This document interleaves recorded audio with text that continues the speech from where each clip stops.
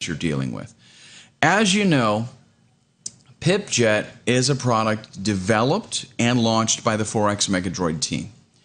We've been around for quite a long time. Our first robot was released March 30th, 2009. That was the initial release date for Forex Megadroid.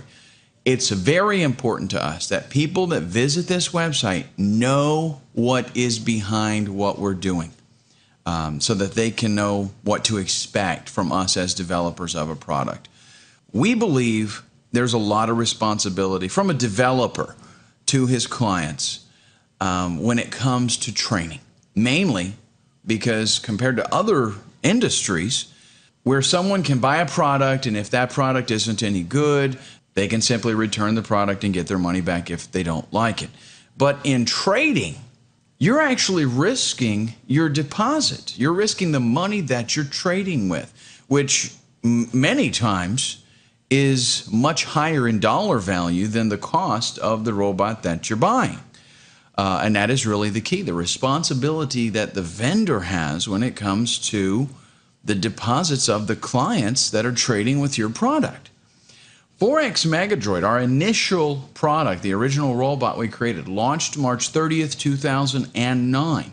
Since then, we've released several updates. The reason being, and this is very important, is that it's impossible to build a robot and accurately predict what the future will bring in many different areas. For example, how will regulations change? How will brokerage rules change?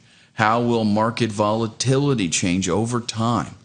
So there's lots of different areas where things can change over time, and there's only, so much that you can know at any given point. So if you're trading a robot, or even if you're using a manual strategy, you've always got to adhere to new market conditions, new regulatory changes. And that's exactly what our team does. We launched Forex Megadroid over 3 years ago, and we've issued quite a few updates. If you're one of our original clients, you already know this. For example, April 19th, 2009, only a few days after the initial launch, there was a FIFO issue, first in, first out regulation, an NFA regulation. The description of that update tells us the strategy logic was adapted for compatibility with U.S. brokers due to regulatory changes. Okay, then a few days later, April 27th, there were further implementations regarding those FIFO rules. September 20th, 2011, 2009, 5-6 months later, we implemented new margin limitations for U.S. traders. The risk management system was adapted to work better with U.S. regulated trading accounts affected by the CFTC ruling on minimum margin requirements. September 25th, just a few days later, additional changes regarding the U.S. margin requirements. There was an issue where some clients using certain brokers were experiencing time delay problems. And this was simply because some of the brokers just could not keep up with the CFTC ruling during the transitional period. They were not able to make the necessary adjustments in that transitional period, although we had. So we had to implement changes to deal with that. The point here is we reacted quickly. You want to work with the team that reacts. We adapted to the changes. We were fast. We didn't wait a month. We moved quickly. We adapted the robot to work in the current environment.